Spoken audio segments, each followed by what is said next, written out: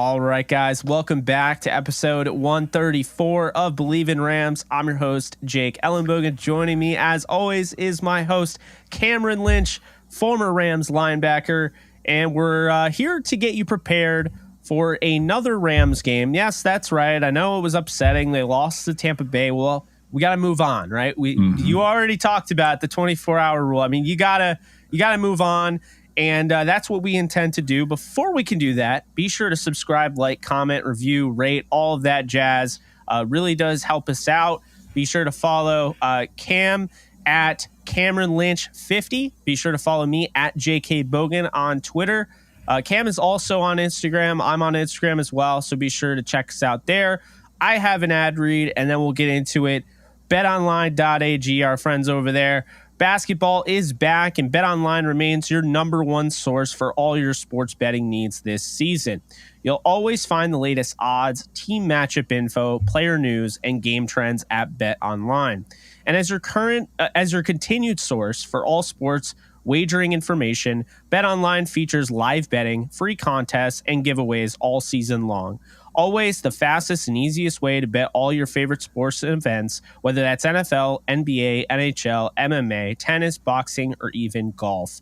Head on over to betonline.ag to join and receive your 50% welcome bonus with your first deposit. Make sure to use promo code Bleav to receive your rewards. BetOnline, where the game starts. So, Cam, the game starts. We're starting now. It is time. Yeah. We are back here. I'm excited to get ready for a preview. It is a preview show. That means we're not coming to you after a loss. We're getting you ready for a hopeful win. And I'm kind of pumped because it's gut check time. This is now or never. I mean, I will be honest with you, Cam. This is probably it. If the Rams lose this game, this might be the season. You would be in last place. It would not be ideal. However, we start, as always now, with a burning question. And Cam, I'm going to ask you, if Matthew Stafford does not suit up on Sunday, which it's looking like he's not, who are you starting at quarterback? John Wolford or Bryce Perkins? I think the Rams are going to go with Wolford, but I'm curious what you think. Yeah, I'm going John Wolford. You know, I played him when he was at Wake Forest. I was at Syracuse, and so I know he can handle the pressure there, right? And I know also he beat the Arizona Cardinals last year to get to the playoffs, right? 18-7, he got that W. So I think he's the guy. I think the Rams community the Rams community is ready for him. They know what he can. They know what he can do. On the football field. I know what he can do on the football field just from playing him myself. So I'm looking forward to him taking over the helm. I think the offense will become a little bit more balanced with him there, right? A little bit more run game. Cooper Kupp's going to get some passes, but not all the passes, right? I think we'll see a little bit more Allen Robinson getting the rock. We'll see a little bit more distribution amongst everyone. So I'm looking forward to this Sunday. I'm with you. And let me be honest here, and I'm not very biased. I'm like very unbiased in this sense because I got to tell you right now, Bryce Perkins is a friend of the channel and my other podcast, Downtown Rams. He's been on twice. So like I have allegiance to him, but it's nothing against Bryce. It's the fact, look, like this team is still in it. They're 3-5. This isn't let's play Lance McCutcheon because he had a few good preseason games against, third stringers. Like this team has a chance to still make the playoffs. It's not over. And it's not to say Bryce couldn't win this game because I believe he could. But it's the fact that you don't want to put him in that, do or die scenario here where this is a must win game. Ideally, you want Matthew Stafford under center because, well, obviously. But I mean, as you know, as a player, I mean, it's person first. And that's what Sean McVay was trying to say. And like, I would actually be kind of pissed off if Stafford played because I just don't feel like it's not the right move. If he's in the concussion protocol and still hasn't practiced, he shouldn't pass concussion protocol. He just shouldn't. We don't want a round two with the Dolphins. We don't want a round two of that. Exactly. And it's funny that you bring that up because I was just saying on my live stream the other day, I was like, look, before Tua, I think Stafford plays on Sunday. But the way the league is right now, there's no way the Rams would get away with that. I think they'd get fined picks if they played Stafford. So I'm trying to avoid that. But even furthermore, I'm with Kelly Stafford. Like, she's upset, she's pissed, she's angry, she's sad, she's disheartened. I get it. I mean, watching a loved one go through a concussion, I actually watched my mom deal with one after her car accident. So I know how that somewhat feels. Obviously fun. different, but it's a serious thing. And anything that has to do with the brain, you just don't mess with.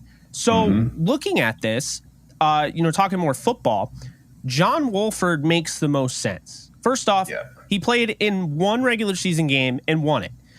It was a must-win also, by the way. Even more must-win before, because we did not know if the Bears or Packers were going to win, and that game ended up mattering in the end. But in 2020, week 17, Jared Goff misses the game due to, a dislocated thumb or whatever, broken thumb. And he comes in, he steps in, he throws an interception on the first play of the game or first drive of the game. And then after that, he settled down. I mean, he was able to, make plays with his legs. He threw a really nice fade to, the corner to, Robert Woods. He got Josh Reynolds involved. He got, Van Jefferson involved, Tyler Higbee. He hit a nice, wheel route to the running back Cam Akers down the left sideline. So I saw a guy that, really diversified his, his passing. He didn't just throw to one guy. He also didn't play with Cooper Kupp either. People forget about that. Right. So, I think this is somebody here who has the chance to kind of stabilize this offense. I think this, believe it or not, this is a blessing in disguise for the LA Rams. Because the offense needed this. It has nothing to do with Stafford. I just think, quite simply, if Sean McVay is going to continue to call plays and not pass the sticks, as we talked about, then I think this helps him kind of get him in the frame of mind. Like, look, I like John. I trust John. But I'm not going to have John throw 50 times. We're going to lose any game where he throws 50 times. So I'm going to balance this out. I'm going to run with Henderson. I'm going to run with Kyron Williams, who's going to be back this week. We got Shelton, Coleman Shelton back. Brian Allen's there. There's things are turning a corner here if the Rams can get the run game going, be more of a balanced offense, and just be a better, I guess better play calling. Just have better play calling, and I think this team can win games. And I think they're going to win this ball game, and I trust John Wolford. So. The burning question, you and I both have John Wolford, but at the same time, Cam, I want to see Bryce Perkins used as Taysom Hill in this one. Tricky. Yeah, I mean, forcing the defensive coordinator to think differently is going to be really important, right? So adding him into the mix would be dynamic. And then another thing too, I like going on to the defensive side, Jake. I love doing that. One thing I watched the previous game with the Cardinals, and Kyler Murray had some trouble with the snaps. I mean, the snaps are flying over his head, fumbles. I mean, and I know we talked about it last week.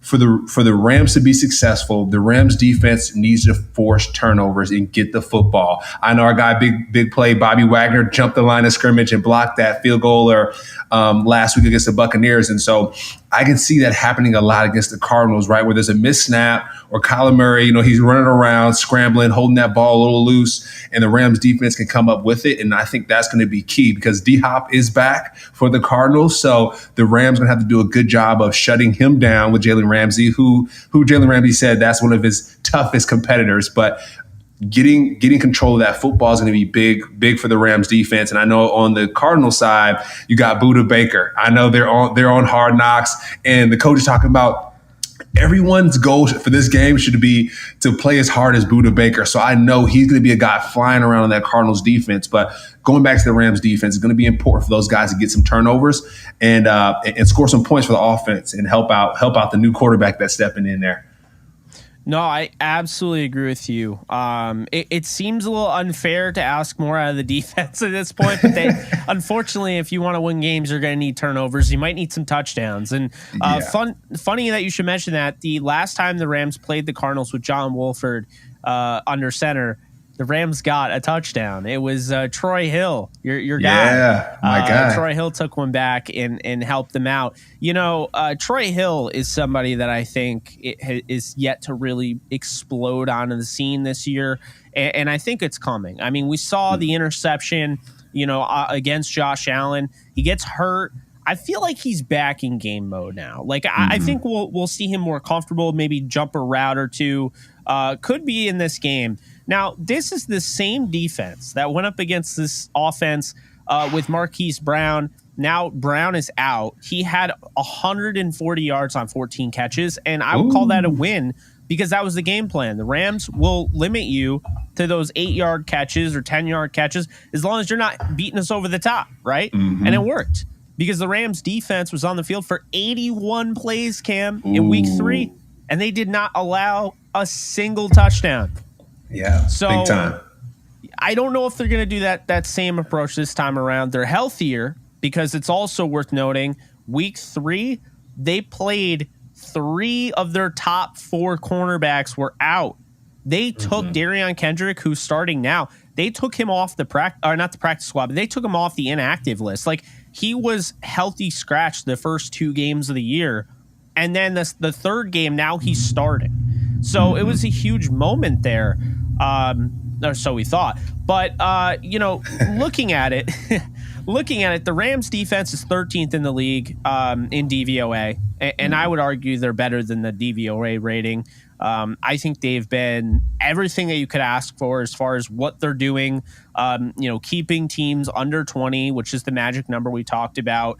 Raheem Morris has done a really nice job. I do think that they do have some issues with tackling. We've talked about that. Some issues in the back end of the secondary. All of a sudden, I went into the season feeling very confident in the safeties, and now I'm not. Jordan Fuller's out. Nick Scott's not playing his best football. Taylor Rapp definitely is not playing his best football. And they just cut Terrell Burgess, who was a guy I really liked. We talked about it very briefly on the last episode. So now it's basically Scott, Rapp. You'd probably have Jalen Ramsey in the mix there, playing a little safety. You have some other corners that might be able to do that. But in addition to that, you also have Russ Yeast, who is the rookie. And I feel like we might start to see more of him because I just don't think the safeties have been playing up to par. Because here's the thing. When the scheme works perfectly, you don't have to really worry about the safeties. But when teams try anyway to go deep down the field, that's when the safeties are challenged. And we saw that towards, the end of the game against Tampa. It wasn't the greatest coverage by Rapp, wasn't the greatest coverage by Nick Scott. They are missing tackles. So that's my concern there. The pass rush has gotten a little bit better. I think really whatever they do it the right way against Kyler Murray. They haven't really let him beat them. Well, they haven't let him beat him only once. Sean McVay's team is 11-1 against Arizona, and only once last year, week 4 against Arizona at SoFi. We are in SoFi this time, but at SoFi, Kyler Murray looked like the MVP. And I think since then, the Rams have kind of taken a step back and been like, no, we're not going to allow him to just run all over the place and dictate the game. We're going to dictate the game for him and be like, hey, you better make that short throw right there because that's all we're going to give you. We're not giving you over the top stuff. We're not going to let you beat us over the top. Now, to be fair, Cam, they did not have DeAndre Hopkins last time. And he clearly has not lost a step. No, he hasn't. And you spoke about that. Those are sometimes when it comes to quarterbacks that can run, a defensive coordinator's worst nightmare. And so having a spy on him is going to be extremely important, especially up front, letting the defensive lineman know, hey, we need to make sure we cage him and keep him inside the pocket rather than scrambling because that's where he's the most dangerous. And then also the Cardinals have Zach Ertz. And as you know, he's a Pro Bowl tight end. He's a all-pro tight end. He can catch the ball anywhere pretty much. So, last week, George Kittle, or against the 49ers, George Kittle had his way with the Rams. 2 weeks ago, had his way with the Rams.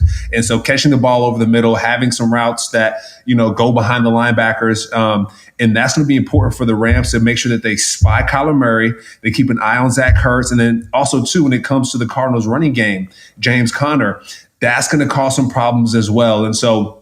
And then let's not forget they have D-Hop out there. And so the safeties are going to be going back to your point, the safeties are going to be very busy this game, keeping an eye on Zach Ertz, trying to tackle James Conner, and then Jalen Ramsey hopefully can lock down the DeAndre Hopkins, who's probably one of the best receivers in the league, maybe top 5 there. So yeah, the Rams defense has their work cut out for him. But one thing I do know that the Rams have is Aaron Donald, right? And I know one of his 4 to 5 sacks on the season was on Kyler Murray. So I have a good feeling about this game here. And like you said, it's the bottom of the bottom. Both team of the division. So the Rams have to win this game. The Cardinals have to win this game. So everyone's going to be on their P's and Q's. And like I said, the Hard Knocks, I mean, they seem like they're juiced up, ready to go for the Cardinals. So the Rams will have to buckle up.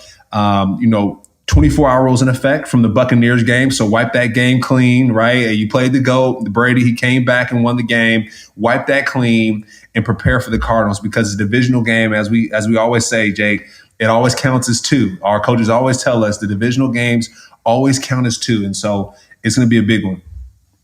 I mean, this is essentially wiping Arizona off the map. If you win this game, they now have 7 losses. I mean, the margin for error when you're 3-7 is ridiculous. I mean, you're done. Let's be honest here. You're probably done. Arizona, I think, has another game against Seattle, another game against the 49ers.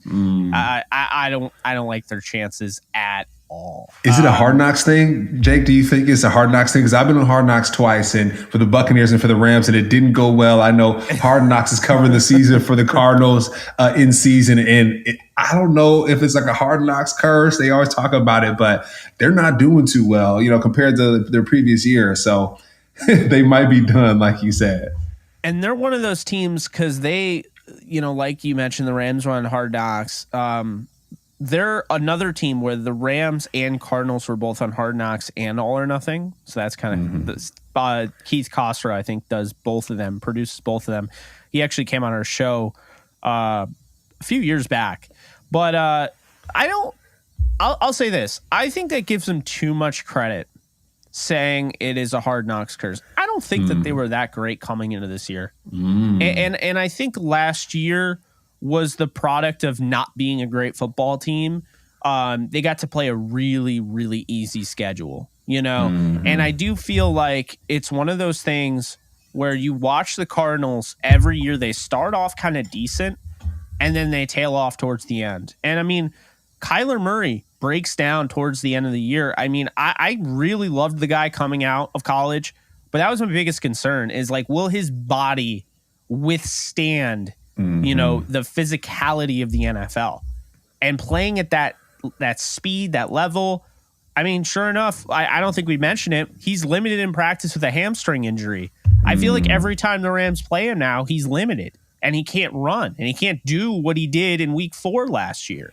And I just, that's not a good sign this early on in his career. So it's sad, but I mean, that's the first thing. The second thing is Cliff Kingsbury. I mean, going back to Texas Tech, he struggles towards the end. It's not about how you start, it's about how you finish. So you could be, 6-0, 7-0 like Arizona. If you're getting bounced 34-11 in the wild card game, that's a failure. I mean, you failed. That's what that is. So that was what they did last year. They went out and got J.J. Watt, A.J. Green. I could see what they were trying to do last year. It didn't work like they wanted it to, or like they expected it to.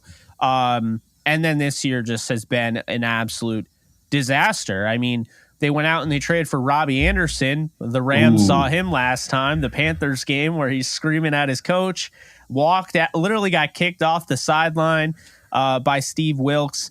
So there's Robbie struggled last game too. Robbie had a couple drop passes, a couple flags in the end zone. So he's struggling, and I'm sure the Rams are going to make sure he struggles a little bit more, right? Applying a little bit more pressure. But I do know that as an athlete, whenever you have a rough game prior, that the next game you're looking for your vengeance or your way back. So and also to kind of jump in, you mentioned the J.J. Watt.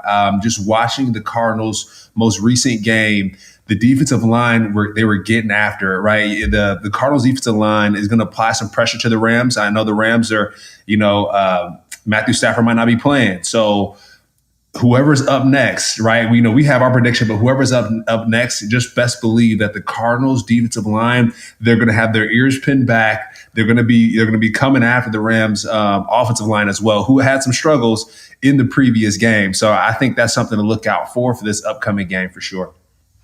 I agree with you. I think they got to be very careful as well because, the Cardinals, if they blitz, I went back and watched Wolford's game against them.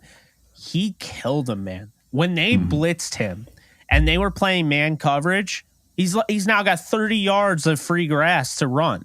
It's a give and a take. Like, yeah, it's great. If you can play man coverage consistently and you can get after the quarterback, great.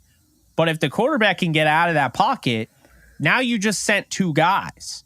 That was a 4-man rush that you sent 2 to blitz. Now you got 6 guys that are out of this play, just completely out of it. And you have 5 guys remaining, and they're all spread out all over the, you know what I mean? That's just free real estate, essentially. So that's one thing they definitely have to worry about, in doing that. Now, one thing I'll say about the offense, with Wolford is that Wolford, we give a lot of credit to his legs, but some of the throws he made in his last start against the Cardinals were really impressive. I mean, I'll be honest, he can throw with touch.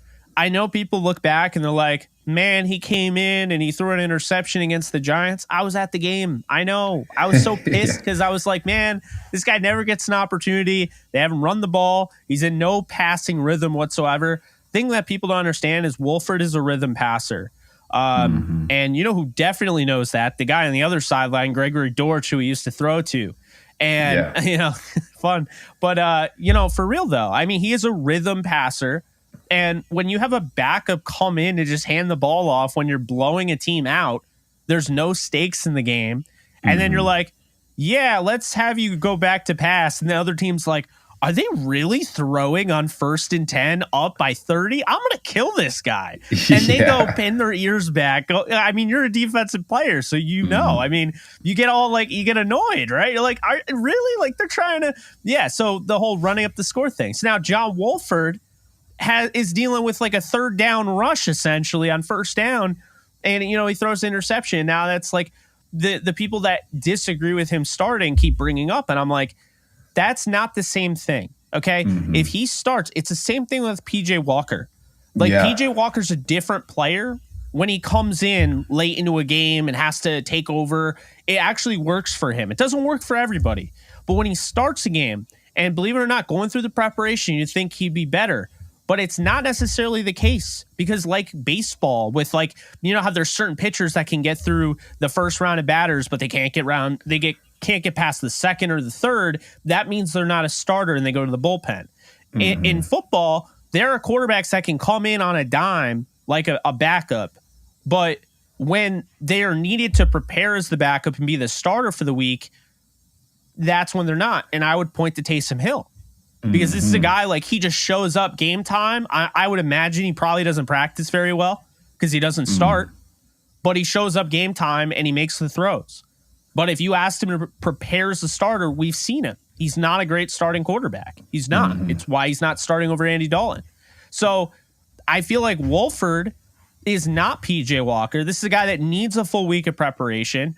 And keep this in mind, Cam, and anybody who, if anybody's doubting him, this guy was working with all these guys this offseason. When Stafford had the whole elbow thing, who do you think was getting the first team reps? It was Wolford. Right. And Wolford is the guy that they use as the, he simulates a Kyler Murray, right? He works for the scout team. Yeah. That's why they love him. So he can run the scout team. But now, he's had a lot of experience, and him and Van Jefferson have a very good rapport because they worked with each other a lot before he became a starter. That is a guy to look out for in this game because Van is really looking to bounce back from what he probably thinks was a huge letdown of a game. He's still getting his feet, under him and everything. Yeah, him and Robbie Anderson kind of have the same type of game where you're dropping wide open passes. It's like, oh, we need to bounce back, this upcoming game. Yeah. It's uncanny for Van the drops he had, because the thing that I always loved about him coming out of Ole Miss and Florida, this guy frames the ball well. Like he doesn't have these issues with like the snatch or like letting it go into his chest. Like the guy is a natural hands catcher, and that's about as simple as I can make that. And the way he framed the ball, that 20-yard play that he dropped against the Bucks, I just think that was him being rusty. I feel like this week he comes back, he'll probably be in a better shape. It'll be cool to see Wolford with Henderson. He didn't get a chance to play with him last time. It was just Akers.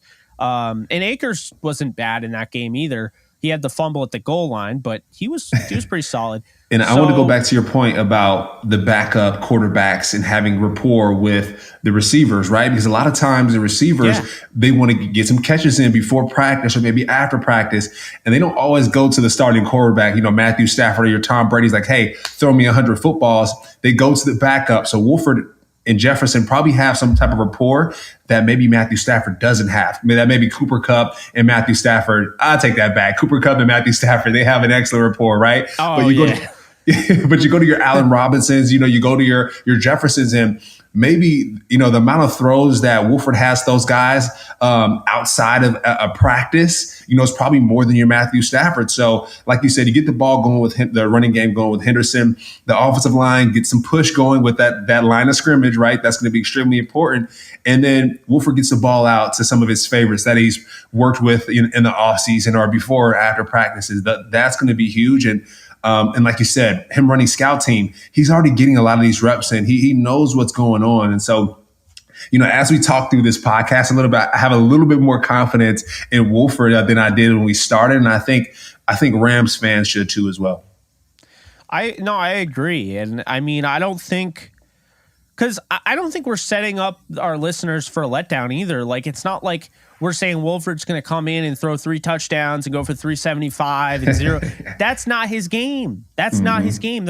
He's going to be a guy that gets probably 150 passing yards, which you'll take, maybe a touchdown, maybe an interception. I'm not ruling that out, right? Yeah. But he runs for 70, right?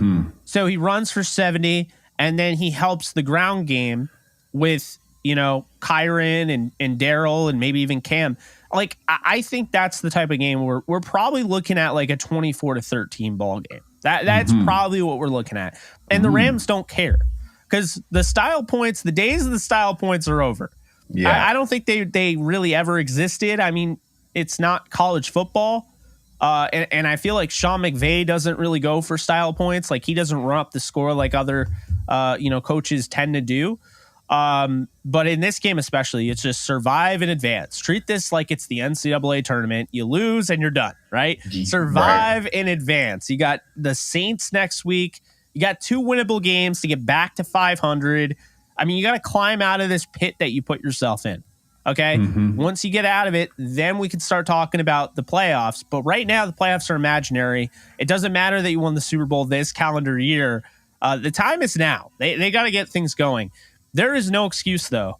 If Sean McVay does not run the ball this week, so help me God, Cam, because I will tell you right now, okay, they are in way too many one possession, close games, leading late in the game to not run the ball. I mean, when you're leading the game, you're up in a 1 possession or 2 possession game. Why are you throwing deep down the field still? Like, why aren't you trying to run the ball late in the 4th quarter? You dictate the clock. Yeah. Run the ball. I mean, like, so I know it sounds simple, and it's not always as simple as that. I got to give a shout actually to Jordan Rodriguez, who had a great explanation for why Bobby Evans was playing. And I thought this was great. The terminology, they trusted him knowing the terminology more than Ode Abushi. And it goes further than this, Cam, because they knew they were going to be on a silent count. So they felt like he gave them the best opportunity. That is the best explanation I've heard, because there's no other explanation to make any sort of sense as to why he started. That means trust. That's really just trust. They trusted that he knew the plays. At the end of the day, it doesn't matter how good you are. If you don't know the plays, then you're going to be at a detriment more than you are at a success. So that makes a lot of sense there. Yeah, no, when I read that, I was like, okay. I mean, I would have pulled him when I realized in the second quarter, the third quarter, it wasn't working, but that's just me. We're moving on again. We're not talking about the Bucs game. So we're going to wrap this thing up. We got X Factors, final score prediction, and then that's a podcast. So X Factors, Cam, you got 2 Rams offense and defensive and the Cardinals offense and defensive. Who are your 2 on the Rams and who are your 2 on the Cardinals? So if I go the Rams, like I said, I'm a creature of habit. I'm gonna go Troy Hill. I think I want him to have that breakout game. Yeah, he was tackling really well last game, and I think like you said, he's getting his feet underneath him. And then I'm gonna also go on the offensive side, Van Jefferson. He dropped some of those footballs, and so I think this game he's gonna start catching them, and it's gonna be a lot better game for him. And then I think to just. And I'll wait for you to hear yours before I jump into the Cardinal side. Yeah, so I think with the Rams, the defense, I could go multiple areas here. I might just stick with Leonard Floyd. Yeah, I don't know. I feel like he's starting to kind of get back to what we expect from Leonard Floyd, and I'm expecting him to have a good game. He does a really nice job, in kind of that. I'm totally blanking on what I was trying to say, but he plays more of like the contain. That's what I'm talking about. Yeah. He contains Murray well. Like he has great footwork in doing so. I feel like he's going to come away with the sack, and his pressure is going to help out the defense. I love the Troy Hill pick, and then the offense, the X factor. I mean, it's kind of a straight shooter here, but I'm just going to say Darrell Henderson. I mean, I think to me, this is somebody that Sean McVay kind of teased could get more playing time, could get more carries because he's getting plenty of playing time, just not a lot of carries. If he gets like 20 carries in this game, I just don't know. Like, people are not going to have any idea, because if he can stay healthy and he can carry the ball 20 times a game, he's getting 100 yards at least. And I feel like if he were to do that, then it opens up the confidence for Sean McVay now. He sees it and he's like, all right, maybe, just maybe, we have our running back. And then maybe the Rams look to extend him after the year. That's a whole different story. But the whole point is getting the running game going.